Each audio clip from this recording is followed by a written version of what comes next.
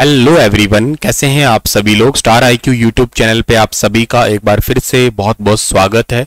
आइए हम लोग पार्ट नंबर 5 में आप सभी का स्वागत करते हैं। ये है इकोनॉमिक सर्वे का, हरियाणा इकोनॉमिक सर्वे का पार्ट नंबर 5। इससे पहले मैंने 4 पार्ट आपको पढ़ा दिए हैं, तो प्लीज़ उनको ज़रूर देख लीजिएगा।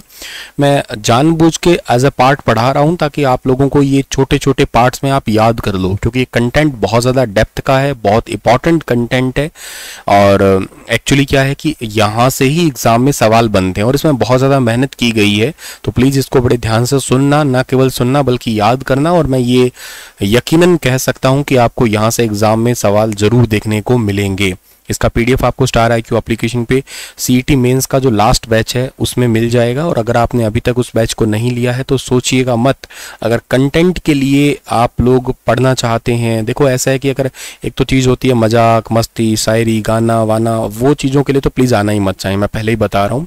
हाँ, सिर्फ पढ़ना चाहते हैं 60 के 60 minute on a serious note, जैसे स्टैंडर्ड बुक्स है जहाँ से सिलेबस मेंशन किया हुआ है एग्जामिनर ने ऑलरेडी, मतलब हमारे एचएसएससी बोर्ड के थ्रू जो बीकॉम की किताबें हैं या जो भी आपका सिलेबस है ऑफिशियली स्टैंडर्ड, वो सब के सब मेंशन है। विद पीडीएफ आपको मिल जाएगा।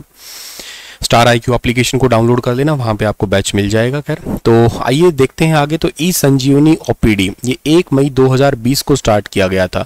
आपको याद है कि 2020-21 का जो टाइम था ना, वो टाइम था कोविड का टाइम था। और उस टाइम पे क्या था कि डॉक्टर के पास जाना घर से निकल के, वो भी अपने आप में एक बड़ा चैलेंज था। और दूसरे वहाँ पे बहुत सारे पेशेंट और भी मौजूद हैं, तो ये भी चांसेस है कि आपको यहाँ से कोविड होने की पॉसिबिलिटी दिखाई देती है कि शायद कहीं हो ही ना, चेकअप करवाने आप गए हो और तो आपको कहीं सीवियर कंडीशन में आप आ जाओ, या हो सकता है आपके माइनर सिम्टम है, आप ज़्यादा जो है ना सीवियर कंडीशन में गुजर जाओ। तो इसके चलते हुए घर बैठे ही इलाज करवाने के लिए माननीय स्वास्थ्य मंत्री के अनुसार 2020 के दौरान 24/7 मतलब 24 आवर्स जो है ना आपको हमेशा ये फैसिलिटी मिलेगी। हरियाणा के माननीय स्वास्थ्य मंत्री के आदेशानुसार 16 अगस्त 2021 को राज्य में ई संजीवनी ओपीडी की सेवाएं हैं वो उपलब्ध करवाई गई थी। घोषणा 2020 में हो गई थी और ये तब तक पूरे हरियाणा में फैल गई थी 2021 तक। दिसंबर 2023 तक ई संजीवनी ओपीडी के माध्यम से कुल 200 लाख परामर्श जो है दिए गए हैं। ई संजीवनी ओपीडी के कार्यान्वयन को हरियाणा के माननीय मुख्यमंत्री के द्वारा सुशासन पुरस्कार 2020-21 और द एक्सप्रेस ग्रुप के द्वारा डिजिटल टेक्नोलॉजी सभा उत्कृष्टता अवार्ड से भी सम्मानित किया गया। मातृ स्वास्थ्य ये नवंबर 2020 के अंदर स्टार्ट किया गया एक प्रोग्राम है। इसमें बेसिकली क्या है, एक होता है एमएमआर। एमएमआर का मतलब यहाँ पे ये है कि जो महिलाएं बच्चों को जन्म देते समय जिनकी डेथ हो जाती है उससे रिलेट करता है ये वाला, ठीक है।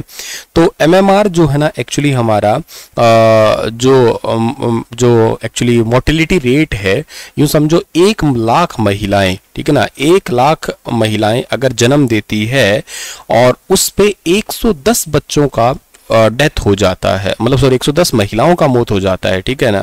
तो जो महिलाएं 1 लाख महिलाएं हैं आपकी, और 1 लाख महिलाओं के अंदर 110 महिलाओं का, ऑल ओवर इंडिया ये 100 से कम है, लेकिन हमारा भी टारगेट है इसे कम करें हम लोग।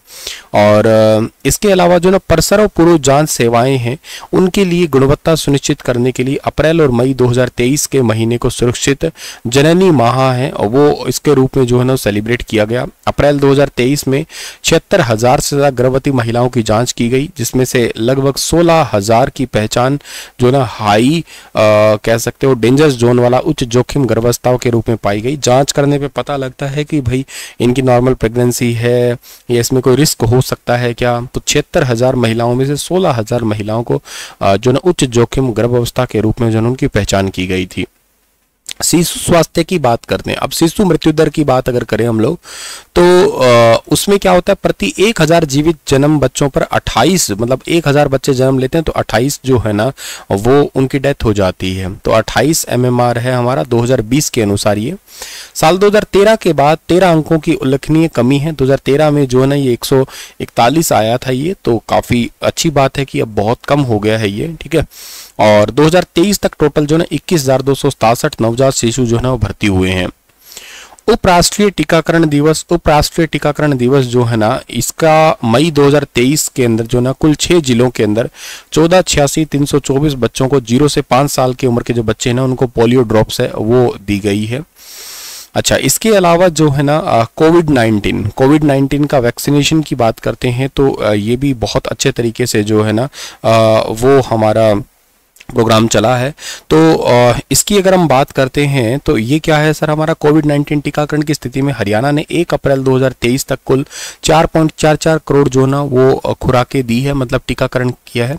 इसमें से 2.36 करोड़ लाभार्थियों की पहली खुराक और 1.98 करोड़ लाभार्थियों को टीकाकरण की दूसरी खुराक मिल चुकी है और लाभार्थियों की कुल 20 लाख जो है ना वो एहतियाती खुराकें भी दी गई है, मतलब जिनको कोविड नहीं था, जस्ट सिंपल जो है ना एहतियात बरतने के लिए या इम्यूनिटी बूस्ट करने के लिए। राष्ट्रीय शहरी स्वास्थ्य mission, national urban health mission, ये मई 2013 में स्टार्ट किया गया था। प्रधानमंत्री श्री नरेंद्र मोदी के द्वारा श्री कृष्णा आयुष विश्वविद्यालय कुरुक्षेत्र में 94.5 एकड़ जमीन पर 12 फरवरी 2019 को आधारशिला रखी गई। इसमें 14 विषयों में 82 सीटों के ऊपर जो है ना ये कोर्स है, एमडी कोर्सेस है, इनका प्रारंभ है वो किया जा चुका है। इसके अलावा वर्तमान में श्री कृष्णा राजकीय आयुर्वेद महाविद्यालय का विलय श्री कृष्णा आयुष विश्वविद्यालय कुरुक्षेत्र में करने के लिए सरकार ने जो ना 26 अक्टूबर 2021 को अधिसूचना जारी कर दी है। मतलब ये दोनों मर्ज हो चुके हैं और ये सबसे बड़ा आयुष विश्वविद्यालय बनने जा रहा है, हरियाणा का नहीं बल्कि पूरे देश का ही। राज्य में आयुर्वेदिक शिक्षा को बढ़ावा देने के लिए एक सरकारी आयुर्वेदिक महाविद्यालय है, ग्राम पट्टीकरा नारनौल के अंदर भी प्रारंभ किया गया है। वेरी वेरी इंपॉर्टेंट है, एग्जाम में आ सकता है ये।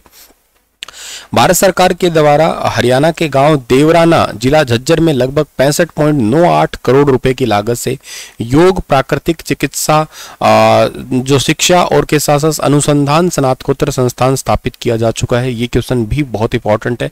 देवरखाना अलग से मैंने करंट अफेयर ये ऊपर वाले दोनों बना रख चुका हूं मैं, पट्टीकरा और देवरखाना वाला। डेली करंट अफेयर जब पढ़ते होंगे आप लोग तो उसमें ये क्वेश्चन आ चुके हैं ऑलरेडी। सरकारी यूनानी महाविद्यालय एवं अस्पताल ग्राम अकेश जिला नूह में 6 एकड़ जमीन पर 45.43 करोड़ रुपए की लागत से स्थापित किया जा रहा है। श्री माता मनसा देवी श्राइन बोर्ड पंचकुला ने आयुष मंत्रालय भारत सरकार को 33 सालों के लिए लीज के आधार पर 19.87 एकड़ जमीन है वो दी है। राज्य सरकार के द्वारा भारत सरकार को गांव खेड़ी गुजरा जिला फरीदाबाद में 68 मतलब 68 जो है ना वो कनाल और 17 मरला लगभग 9 एकड़ जमीन होगी, मतलब मान के चलो। और इसमें जो है ना भूमि केंद्रीय यूनानी चिकित्सा अनुसंधान की स्थापना के लिए ट्रांसफर की जा चुकी है। यहाँ पे एक बड़ा सा जो ना आयुष अनुसंधान परिषद और आयुष मंत्रालय के द्वारा एक चिकित्सा पद्धति के लिए सेंटर बनाया जाएगा। इसके अलावा जो है ना ESIC न्यू दिल्ली ने 2022-23 के दौरान हिसार, रोहतक, अंबाला में 100 बिस्तरों का एक ESI हॉस्पिटल और सोनीपत में 150 बिस्तरों वाला एक हॉस्पिटल और करनाल में 30 बिस्तरों वाला और 100 बिस्तरों तक का विस्तार योग्य एक हॉस्पिटल है, इसकी मंजूरी दी है, सैद्धांतिक मंजूरी दी है। इसके अलावा हरियाणा में नई 12 डिस्पेंसरी भी खोली जाएगी, जैसे कि सरकार ने करनाल, रोहतक, झाड़ली, गन्नौर, मुलाना, घरौंडा, फर्रुखनगर, कोसली, साहा, छछरौली, पटौदी, चरखी दादरी, इनमें नई 12 डिस्पेंसरी जो है ना खोली जाएगी। इसके अलावा साल 2022-23 के दौरान करनाल और गन्नौर को छोड़कर ESI डिस्पेंसरी 12 में से 10 को सैद्धांतिक मंजूरी दे दी है। कुरुक्षेत्र, तरावड़ी, झाड़ली और चरखी दादरी में नई डिस्पेंसरियां जो है ना खोल भी दी गई है, एक्चुअली वो चालू भी हो गई है। ठीक है, चलो सर, इस पार्ट में ये इतने ही थे हम के लिए क्वेश्चन जो याद करने लायक है। अगले पार्ट में मिलते हैं हम लोग पार्ट नंबर 6 में। तब तक अपना ख्याल रखना, चैनल को सब्सक्राइब कर लेना। Thank you so much.